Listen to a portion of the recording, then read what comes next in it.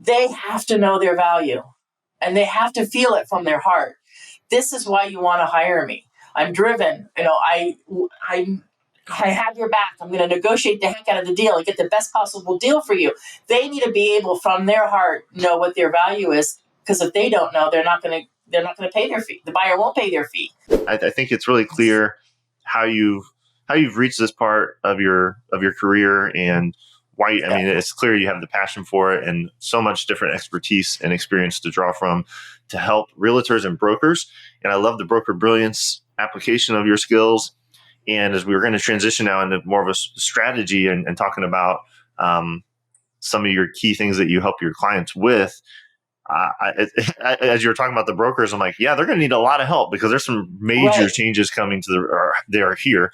So I'll tee you up, Tanya. You can tell us a little bit about this major change that's just happened here in March 2024 in the real estate industry, and then from that, through that lens, we'll talk about how not only realtors but how do entrepreneurs deal with rapid change and unexpected circumstances, which again, you have a lot in your well to draw from there. So yeah, I'll let you give us context for the realtor specific issues, and then we can kind of broaden it out to how you would advise entrepreneurs to deal with rapid change.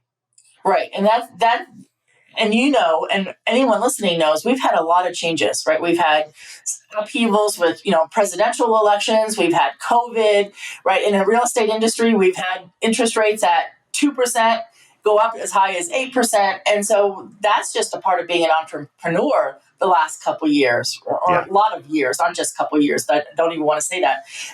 Scratch that. And now, just recently, just the last couple of days, the National Association of Realtors, NAR, we've been talking about this lawsuit they've been going through for months and months, but they finally settled. A few days ago, they settled the lawsuit, which is a huge change for realtors. And I allow my clients, or I gift my clients, SOS calls. So if something's going on in their life, anything, personal, business, financial, and they need me, they SOS me via text. And as soon as I can call them back, I do.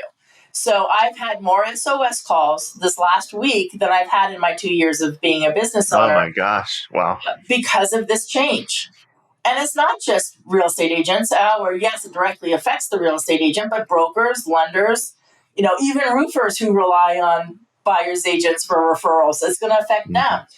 And it's huge. So the commission structure has changed, and the selling agent, the seller, no longer has to pay for the buyer's agent side. So if it's 6% to the seller, it's no longer 6% to the seller, because the seller kept 3%, the buyer's agent got the other 3%, and of course it still gets split many ways from there with their broker and taxes, right?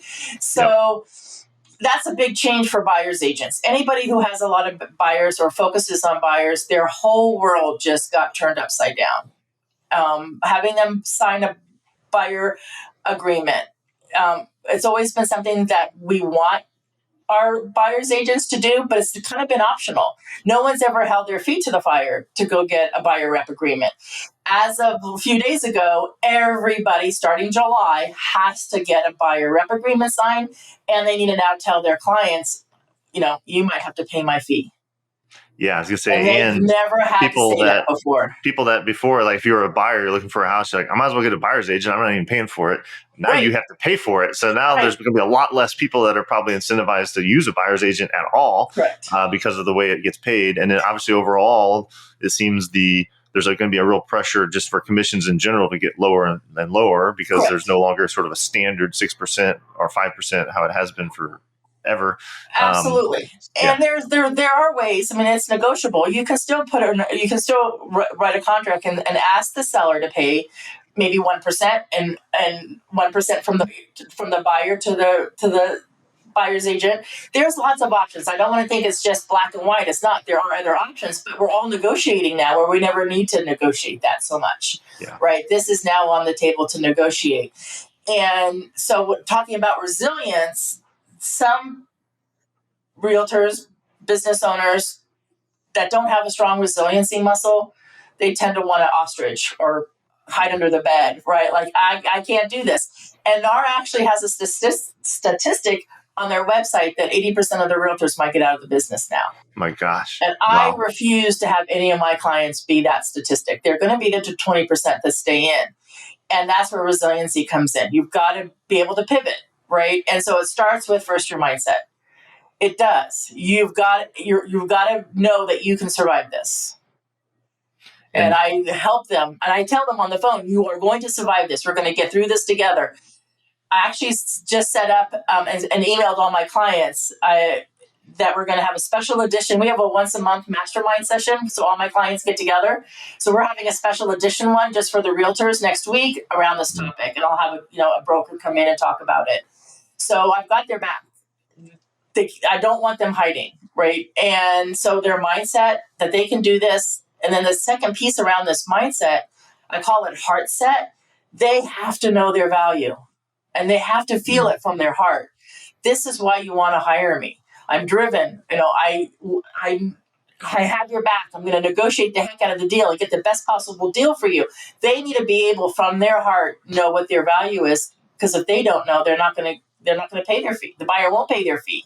They'll find an agent who can articulate their value from the heart, know it, and go, yes, I need you to help me buy a home. Yep. So that's the first step around that. Kind of first step. So again, and we're talking about realtors, but this really applies to everyone. So if if something changes in your business, something you didn't want or expect, kind of the first thing to do is kind of settle, and maybe get a coach or get in or have a peer, but be able to process it, have a clear mind, know your own worth, and be able to, maybe for the first time ever, have to be able to articulate that clearly, because that's going to be necessary. Okay. So that's kind of part one. Keep going. So then part two is coming up with a plan, right? We got to have a roadmap. We're going to travel from San Diego to New York. There's many options. There's many ways. There's many roadmaps to get there. We've got to find the one that suits you. And that's one of my superpowers, is creating a customized roadmap for each one of my clients, because my 29-year-old female that has 2 kids that is single is going to have a different roadmap to New York. You need a lot of pit stops, right, with kids, versus my single 50-year-old guy who lives alone. His roadmap is going to be totally different, but they have the same goal: get to New York, and they will. So we're going to have to pivot, come up with a new plan, know your value. How are we going to articulate? How are we going to get that out on social media? What kind of flyers are you going to have? We're just coming up with a roadmap, and we're going to then follow it. That's where some of my wonkiness not my wonkiness. It's like, I wish I could just fly to their home and have them do it. That's my next business, is fly me out and let me do your steps for you.